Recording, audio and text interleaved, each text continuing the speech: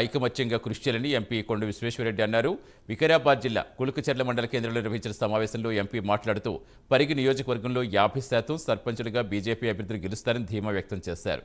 స్థానిక సంస్థల ఎన్నికల ప్రచారానికి ఎంపీ కొండ విశ్వేశ్వరరెడ్డి వెళ్తున్నట్టుగా తెలిపారు. ఈ మేరకు ప్రధాని మోదీ ప్రవేశపెడుతున్న సంక్షేమ పథకాలు ప్రజల్లోకి తీసుకెళ్లాలన్నారు. మోడీ గారు కలిసిండ్రు, నేను ఈటల రాజేందర్ గారు, రఘునందన్ రావు గారు, అరుణ గారు మళ్ళీ కలిసిండు. ఆమెకు ఆరోగ్యం మంచి లేకుండా ఆ రోజు తర్వాత నాగేష్ గొడ్డం గారు మేము నలుగురం పోయి కలిసినాము. ఎట్లుంది తెలంగాణ, ఎట్లుంది, మంచిగా ఉంది. నాకు తెలుసు మనము కొంచెం ఇప్పుడు పనిచేసిన కొంచెం ముందు పనిచేస్తే ప్రభుత్వం కూడా మనదే నాకు నమ్మకం ఉంది అని మోడీ గారు. ఇది తప్పు మనదే. ఏదో వాళ్ళు కాంగ్రెస్ వాళ్ళు గొప్ప లేకుంటే టీఆర్ఎస్ గొప్ప అని వాళ్ళు గెలవలేదు. తప్పు మనది. ఈసారి మంచిగా పనిచేసారు, చాలా సంతోషం. ప్రత్యేక సంతోషం ఏంటంటే ఎక్కడనైతే మీకు వికారాబాద్ 7,000 వచ్చినాయో 70,000 వచ్చినాయి.